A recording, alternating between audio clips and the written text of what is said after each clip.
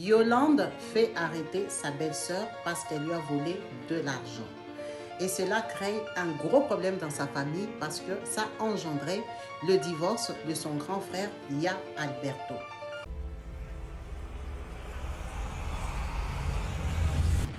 Kabibi Show 2, histoire de vie réelle et vécue. Bonjour et bienvenue sur ma chaîne YouTube Kabibi Show 2. Ici, on raconte des histoires de vie réelles et vécues. Si c'est la première fois que tu tombes sur une de mes vidéos, n'hésite pas à rejoindre la chaîne en t'abonnant et surtout à cliquer sur la cloche de notification pour être au courant des vidéos que je partage et surtout quand je suis en direct. Aujourd'hui, je vous invite à voyager avec moi au Congo démocratique dans la ville de Kinshasa, où nous allons parler de la famille de Yolande. Cette jeune femme congolaise qui aujourd'hui ne s'entend plus avec personne parce qu'ils sont contre l'acte qu'elle a posé envers son grand frère Alberto. Yolande est née à Kinshasa même. Elle a évolué, elle a grandi dans un milieu scolaire comme tout le monde, où elle a rencontré l'amour à l'âge de 17 ans.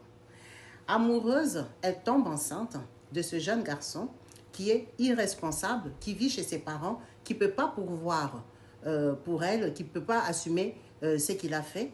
Donc, Yolande fait un enfant chez ses parents. Elle accouche de sa petite fille Sephora. Les parents sont indignés.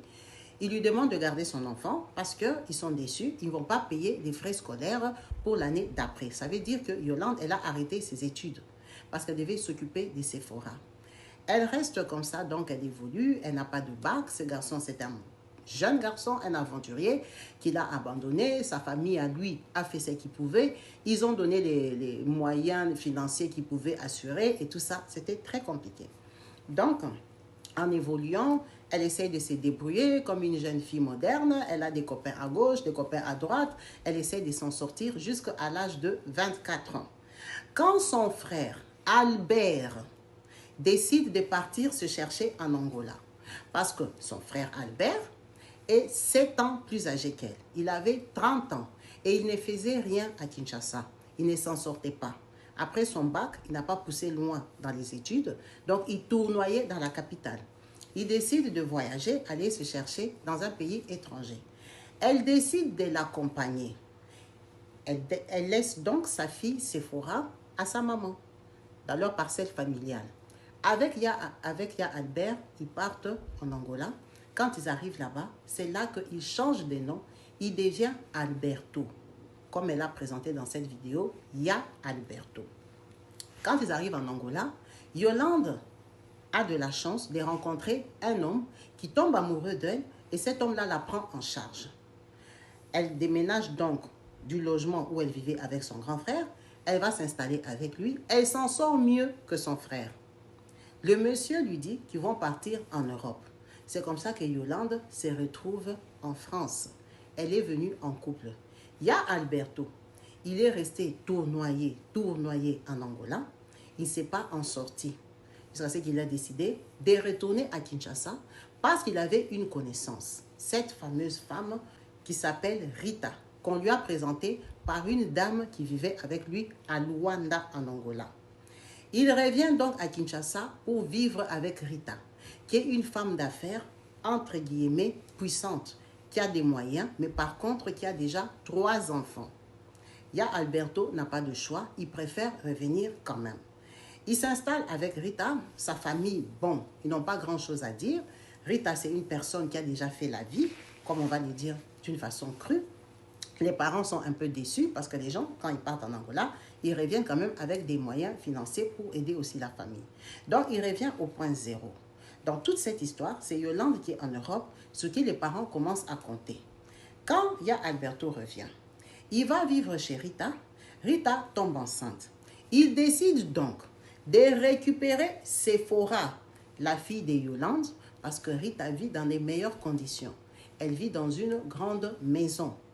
Et qui est très important dans cette histoire parce que les parents de Yolande et Alberto vivaient dans une situation très précaire. Ils avaient un petit logement. Ils étaient dans une grande parcelle familiale. C'était les gens des familles un peu qui vivent dans le désordre.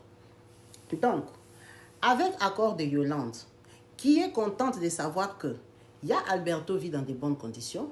Elle l'encourage donc à récupérer Sephora. Elle fait l'amitié avec Yarita, parce qu'elle appelle sa belle-sœur Yarita. Elle fait l'amitié avec Yarita au téléphone, à savoir que Yarita et Alberto ont à peu près le même âge, même si Yarita est seulement 2 ans plus âgée. Ça passe, ça va, il n'y a pas de souci pour ça. Yarita est très sympathique. Elle accepte de prendre Sephora pour qu'elle vive avec ses enfants. En tout cas, en harmonie, il n'y a pas de souci. Yolande dit donc, je vais commencer à participer. Yarita refuse. Elle lui dit, au lieu de m'envoyer l'argent à moi pour ta nièce, Sephora, c'est mieux que tu envoies ça à ton frère. Comme ça, il aura son propre argent de poche, il pourra se démerder avec. Donc, elle et Rita font un accord de 200 € qu'elle va commencer à envoyer tous les mois à son frère pour les frais scolaires de son enfant et tout, et l'encadrement. Rita dit, il n'y a pas de souci. Ça veut dire qu'elles ont une très très bonne relation.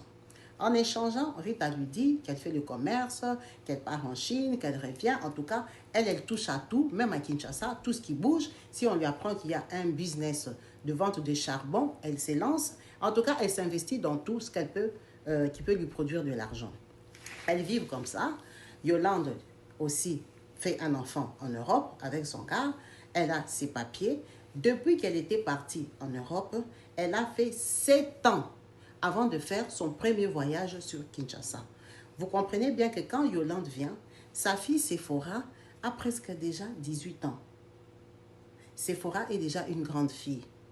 Quand elle revient à Kinshasa, elle est très bien accueillie. Elle descend à l'hôtel, au appartement, elle récupère Sephora. Sephora vient rester avec elle. Elle fait la surprise à tout le monde en disant qu'elle est venue prendre Sephora. Donc, la première fois qu'elle voit Rita, en vrai, c'est le voyage pour lequel elle est venue récupérer sa fille. Sephora part en France avec Yolande, sa maman. Après avoir passé presque 4 ans dans la maison de Rita. Elles ont une très très bonne relation. Ce sont des belles sœurs copines. Elles échangent pas mal. Parce que pendant toute cette période de 4 ans, Yolande a eu à lui envoyer des parfums, des petits trucs pour revendre et tout ça. À savoir que son frère dépend de Rita. Il se débrouille, il fait des affaires, certes, mais la personne qui tient le ménage, c'est Rita. Elle revient en Europe, tout se passe bien, la famille est contente. En tout cas, Sephora a grandi. Dans pas longtemps, elle va commencer à travailler. Elle va aussi épauler sa maman à subvenir aux besoins des grands-parents et les autres personnes qui n'ont pas réussi dans la famille. Tout va bien. Jusqu'à ce que Sephora ait 22 ans, 23 ans, effectivement qu'elle travaille. En tout cas, tout s'est bien passé. Tout s'est très très bien passé. Jusqu'au jour où, en discutant, Rita dit à Yolande, je suis sur un plan de vente des maisons. Il y a des terrains qu'on est en train de vendre, donc je suis en train d'acheter. Ce sont des belles sœurs qui discutaient beaucoup, qui parlaient de tout et de rien, de toute catégorie d'affaires. Donc Rita dit à Yolande qu'elle a un plan, un business là où elle peut acheter des terrains à moins cher. Elle lui donne le prix et le quartier. Elle lui dit que les terrains varient entre 9 000 et 15 000 $, que c'est une très bonne occasion. Alors, elle, Yolande, en Europe, elle a aussi ses petites épargnes. Surtout qu'elle est déjà séparée du monsieur qui l'avait fait venir en Europe. Yolande a 2 enfants. L'enfant qu'elle a eu avec son copain qui l'a ramené de l'Angola et sa grande fille Sephora. C'est pour ça qu'elle s'était battue à ce que Sephora vienne en Europe pour l'aider parce qu'elle avait un petit enfant. Sephora travaillait, donc elle épaulait beaucoup dans la maison, ce qui a permis à Yolande d'avoir des économies. Yolande lui dit, elle veut aussi se lancer dedans. Si c'est sûr, en tout cas, dis-moi comment ça se passe. Elles ont échangé comme ça pendant 4 mois. Rita l'a rassurée et lui a dit qu'elle-même aussi achetait son terrain. Cela motive Yolande. Elle se précipite donc, elle prend l'avion, elle vient à Kinshasa pour acheter aussi son terrain. Elles vont avec Rita. Rita lui montre son terrain à elle. Elle lui dit les terrains sont ici. Donc Yolande, par rapport aux 11 000 € qu'elle avait emmenés, elle devait prendre un plus petit terrain à 9 000 pour avoir au moins 2 000 pour faire les travaux, des clôtures, en tout cas faire signe que tu as ton terrain ici à Kinshasa. Mais elle a préféré acheter un terrain de 11 000 parce que il était presque le double du terrain des 9 000. Donc, si elle rajoutait 2 000 euros, on lui donnait une plus grande place. C'est comme ça que Yolande prend tous les 11 000, elle investit dans les terrains sans rien garder pour clôturer, en tout cas pour sécuriser son terrain. Elle demande à Rita, qui est sa belle-sœur, que comme toi tu as de l'argent, avance-moi, fais-moi quand même des bordures, ok? Comme ça, moi quand j'arrive en Europe, je vais me battre. Je sais, il faut prendre un petit crédit, je vais t'envoyer. Parce que là, j'ai déjà pris ma tontine. Elles se sont convenues, ce sont des belles-sœurs. Rita a fait le nécessaire, elle a fait des pics et tout ça, un signe pour les terrains de Yolande. Quand Yolande arrive en Europe, en tout cas, Rita lui dit que j'ai dépensé à peu près 700 euros. Tout va bien. Yolande lui renvoie ces 700 euros, mais ce qu'elle a fait comme mise en valeur, ce n'est pas vraiment une mise en valeur, c'est juste des petits signes. Il faut bien, en tout cas, mettre soit une clôture, que ça soit en bois, que ça soit en quelque soit la forme que tu veux. En tout cas, il faut vraiment bien cadrer ton terrain parce que les gens se volent les places. C'est ça que Yolande ne sait pas à faire. Elle arrive à organiser 3 000 euros qu'elle envoie à Rita et son grand frère Alberto. Mais la personne principale et majeure dans l'affaire, c'est Rita. Donc, c'est avec Rita qu'elle parle le plus, parce que Rita est plus responsable et puis Rita a l'argent. Elle envoie les 3 000 euros, on part, on met la mise en valeur, en tout cas, tout se passe bien. Yolande reste, elle est tranquille, elle s'est dit maintenant, il faut que je cherche l'argent pour commencer à construire petit à petit. Elle reste tranquille pendant presque 1 an et demi, à faire ses économies, ses cotisations, essayer de se reconstruire un capital pour commencer à construire. Rita lui dit qu'elle, elle a déjà commencé les travaux. Mais par contre, comme elle a un coup dur, elle va vendre son terrain. Elle ne peut plus continuer. Elles ont passé même des soirées à discuter. Elle lui dit non, on ne vend jamais une parcelle comme ça. Elle dit non, j'ai trop de problèmes, j'ai baissé dans mon business, je vais vendre mon terrain. D'ailleurs, si tu avais l'argent, tu prenais aussi mon terrain, comme ça tu auras 2 maisons dans les quartiers. Yolande lui dit que non, je n'ai pas l'argent parce que là, je me bats pour faire même un petit 2 pièces. Déjà, le mettre en location, au moins, ça va avoir un peu du sens. Elles ont bien échangé, c'est passé. Rita lui dit que finalement, elle a vendu son terrain. Elle dit, ok, d'accord. 1 an et demi après, Yolande a maintenant un peu de moyens pour venir commencer sa construction. Elle vient à Kinshasa parce qu'elle veut se rassurer de tout ce qu'elle fait. Avec tout ce qu'on a entendu, elle n'est pas stupide pour envoyer son argent à son grand frère pour qu'il construise pour elle. Il ne travaille même pas. Quand elle arrive à Kinshasa, sur son terrain, elle trouve qu'on est en train de construire. Elle dit, mais qui est en train de construire dans ma parcelle? Elle ne comprend pas.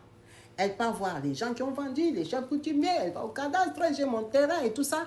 J'avais mis ma mise en valeur, le terrain est vendu. On lui demande le terrain est vendu par qui? Quand elle sort les documents de vente, on lui dit, mais non madame, ces documents de vente ne sont pas valides. La personne qui vous a vendu ce terrain n'est pas le propriétaire du terrain. Nous, on ne connaît pas ça. Vous avez fait vos documents où? Elle dit, mais non, on était venu ici et tout ça. Vous les avez fait dans quel bureau? Oh non, on n'avait pas fait au bureau. Le monsieur, il était sorti dehors parce qu'on l'avait téléphoné, patati patata. Bref, en un mot, le monsieur qui devait légaliser les papiers, vu qu'il y a toujours des magouilles et des listes d'attente et des queues, et parfois ils ne viennent pas travailler parce qu'ils ne sont pas payés, c'était sa belle-sœur Rita qui l'avait appelé du téléphone. Donc le monsieur était sorti du bâtiment. Il est venu prendre des dossiers. Ah, maman, et tout ça, ça se passe comment? Oh non, ça c'est pour tel terrain. On a coupé, on a mesuré, les gens étaient venus et tout ça, c'est ça. Ok, ça va, vous laissez ça, vous venez demain. Je vais faire monter ça au bureau du directeur. On va cacheter. C'est ça qu'elles avaient fait. Elles ont fait ça en dehors du bâtiment administratif. Elles ne sont pas rentrées dans le bâtiment. Donc, pour les Congolais, ils comprennent la formule. Vu qu'il y a la queue, il y a des complications, tout le monde veut te bouffer l'argent à tout échelon. Donc, on appelle quelqu'un qu'on connaît qui travaille dans le bureau, qui lui va amener le dossier en haut, on va valider, on va te donner le terrain. Donc, c'est ça qu'elles ont fait. Elles étaient venues 3 jours après. Le monsieur là, on l'a encore téléphoné, il est sorti du bâtiment, il est venu donner les documents à Maman Yolande. Pendant que ce monsieur-là, en effet, il ne travaille pas là-bas. C'est juste un courageux qui entre dans les bureaux, qui est un commissionnaire, qui connaît, qui a les faux cachets, les doublures des cachets, des choses comme ça, qui imite des signatures, qui était venu lui vendre, qui était venu faire comme s'il avait validé les documents de vente. Ça, pourquoi elle le sait? Parce que quand elle retourne maintenant au cadastre, dans les bureaux frappés pour dire qu'on est en train de voler mon terrain, on lui dit qu'on ne te connaît pas. Ce terrain-là, regarde, il est vendu à tel depuis, donc 2 ans même avant que toi tu ne l'achètes. Donc ça a amené des troubles, elle est très fâchée parce que quand elle demande à sa belle-sœur est étonnée. Quand elle va dire mais le terrain de ma belle-sœur, sa belle-sœur n'a jamais été propriétaire dans ce quartier-là. Sa belle-sœur n'a jamais acheté des maisons là-bas. Ça se passe très mal. Elle comprend que sa belle-sœur avait manigancé avec quelqu'un qu'elle connaît sûrement à Kinshasa pour l'escroquer. Ça éclate en dispute. Pendant les disputes, la belle-sœur Rita lui sort, lui dit, je t'ai élevé l'enfant 4 ans. Tu es venu la prendre comme une voleuse, sans me remercier. Tu as toujours joué à la malheureuse. Tu as envoyé 200 $ à ton frère. Tu ne m'as jamais rien donné. Je n'ai jamais reçu un parfum de ta part. Je n'ai jamais reçu, comme je t'avais dit, de donner 200 $ à ton frère. Tu as toujours donné 200 et pas plus. Elle lui dit, mais j'avais des problèmes, j'étais en Europe, j'avais divorcé, tout ça. Elle a dit, moi, je n'ai pas de problème avec toi. Aujourd'hui, tu m'appelles voleuse, mais moi, je me reproche de rien. Moi, je sais que je t'avais aidé. Elle lui dit, mais tu m'as aidé comment quand toi-même, tu n'as jamais eu de terrain là-bas? Elle dit qu'elle ne sait pas. Donc, ça s'est très mal passé. Maman Yolande de Paris a fait arrêter sa belle-sœur Rita. À savoir que Rita, elle s'était mariée avec Alberto, elle avait 3 enfants. Elle y en a pompé 4. Donc, Rita a 7 enfants. Parmi ces 7 enfants, il y a un qui est malade, qui est drépanocytaire. Donc, quand on fait arrêter Rita, la famille de Rita, ils dépendent aussi de Rita parce que Rita, elle a des moyens. Ils sont très fâchés, ils viennent, ils font une descente là-bas, ça tourne en bagarre. La bagarre contre qui? Alberto, son frère à elle. Donc, on lui dit, si Rita est en prison, toi, tu ne vas pas rester ici, va chercher notre soeur. Ça veut dire que la famille de Rita a chassé papa Alberto de la maison. On l'a dégarpillé, on l'a évacué. Quand on le chasse, il part, on lui ramène son enfant malade, son enfant drépano. On lui ramène son enfant là-bas chez sa maman, sa vieille maman, dont Yolande s'occupe. Parce que Yolande a tourné tout Kinshasa, n'a pas trouvé de solution. Elle est rentrée en Europe avec l'argent qu'elle avait ramené. Elle a laissé Rita en prison. Ça devient une histoire de procès. Rita doit me rembourser. Ça, c'était un complot, un vol en bande organisée. Ça se passe très mal dans leur famille. Les parents sont indignés parce que Alberto, même s'il ne travaillait pas, il était quand même stable. Il était en couple avec Rita. Donc, ils appellent Yolande. Ça ne peut pas se passer comme ça. Rita, c'est ta belle-sœur. C'est la maman des 4 enfants d'Alberto. Ton frère est à la rue. Tu trouves normal qu'il revienne ici? Elle aussi, elle leur pose la question. Vous trouvez normal que Rita m'escroque? Nous, on n'est pas dans vos affaires. Quand tu t'es engagé avec Rita, tu n'as consulté personne. Rita, c'est une femme sérieuse. Rita a des moyens. Ce n'est pas pour 11 000 € que tu vas la mettre en prison. Ça ne se fait pas comme ça. Sa maman a commencé à pleurer, a commencé à la maudire, a commencé à dire tout ce qu'elle voulait parce qu'elle ne veut pas qu'Alberto reste là-bas. Et puis Alberto, il est hyper malheureux. Il est pris au piège. Il dit qu'il n'était pas au courant. Lui, il pensait que c'était vrai. Bref, vous comprenez bien que ça fait 2 camps dans la famille. Elle est très fâchée parce qu'elle, elle est femme seule en Europe. Elle s'est battue pour avoir 11 000 € parce qu'elle pensait que c'était un bon plan pendant que c'était de l'arnaque, une arnaque organisée dans la famille. Donc, à ce jour, sa belle-sœur est enfermée parce qu'elle, elle a touché vraiment les autorités et a prouvé qu'on l'a escroquée. Elle veut ses 11 000 €. Or, le business que Rita tient au Congo, ça ne vaut pas 11 000 €. C'est une femme courageuse qui touche à tout, qui est capable de payer son loyer de 300 $ mensuellement, de vivre quand même dans de bonnes conditions, de manger et de boire, de prendre soin de sa famille, mais ce n'est pas une dame qui tourne avec 20 30 000 €. Elle n'est pas à ce niveau-là. Elle n'a pas les 11 000 €. Donc, elle est arrêtée. Elle est à la prison de Makala.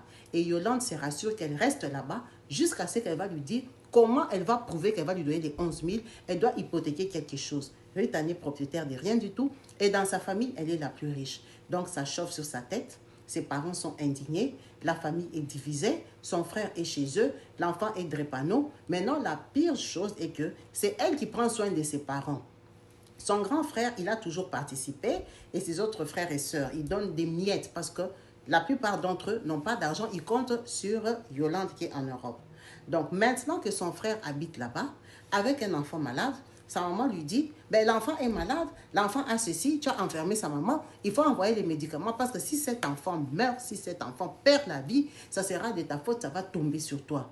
Elle est persécutée par ça, mais elle n'a pas le courage de libérer Rita parce que quand elle pense aux efforts déployés pour avoir ces 11 000 euros et que sa belle-sœur l'a roulé aussi facilement à cause d'une histoire de parfum et de reconnaissance, d'avoir gardé 4 ans son enfant, qu'elle aujourd'hui dit que son enfant était traité comme une esclave, comme une fille à tout faire, comme une bonne. Donc vous comprenez bien qu'il y a eu trop de non-dits dans leur relation. Elles ont juste été souples de faire semblant, de faire comme si tout allait bien. Dans le cœur de Yolande, après avoir parlé avec sa fille, elle dit que sa fille dit qu'elle était maltraitée, qu'elle était traitée comme une bonne. En tout cas, il y avait une différence entre elle et les enfants de maman Rita. C'est vraiment très compliqué. Ça ne se passe pas bien dans sa famille. Elle partage sa déception en espérant avoir peut-être des conseils, même si elle n'a pas envie de la faire sortir. Même si aujourd'hui, elle refuse de prendre en charge cet enfant drépanocytaire, elle envoie l'argent qu'elle peut. Elle dit que ses parents n'ont qu'à se démerder. Ils ont ces 11 000 euros. En 1 an et demi, on ne peut pas dépenser plus de 11 000 euros. Elle s'en fout qu'ils aient de l'argent ou pas parce que ces 11 000 euros ne sont jamais arrivés à destination parce que c'était une parcelle qui n'existait pas. Je ne sais pas si elle a raison, si elle a tort. N'hésitez pas à laisser en commentaire ce que vous pensez de cette histoire, comment vous l'aurez réglée, comment vous aurez réagi après une grosse déception et une perte financière. En vous remerciant tous d'avoir suivi cette vidéo jusqu'à la fin et en espérant vous retrouver branchés et connectés très prochainement sur ma chaîne YouTube pour vos histoires, n'hésitez pas à me contacter sur le numéro qui s'affiche, le 0033 6 29 57 24 87, qui est le numéro de la chaîne. Sur ce, on se dit à la prochaine. Peace and love chez vous. Bye. Elle est là, elle est là, elle est là, elle est là. Elle c'est Kabibi, elle c'est Kabibi. Elle a un cœur en or, elle a une voix d'héros, elle a une voix qui porte, c'est Kabibi. Elle c'est Kabibi. Elle est belle, elle est classe, elle est maniaque, elle y croit, elle avance, elle est dure, elle est déterminée. Elle a un cœur en or, elle a une voix de rock, elle a une voix qui porte, elle c'est Kabibi, elle c'est Kabibi. Elle a un cœur en or, elle a une voix de rock, elle a une voix qui porte, elle c'est Kabibi, elle c'est Kabibi. Elle partage sa joie, partage sa voix, elle partage sa voix.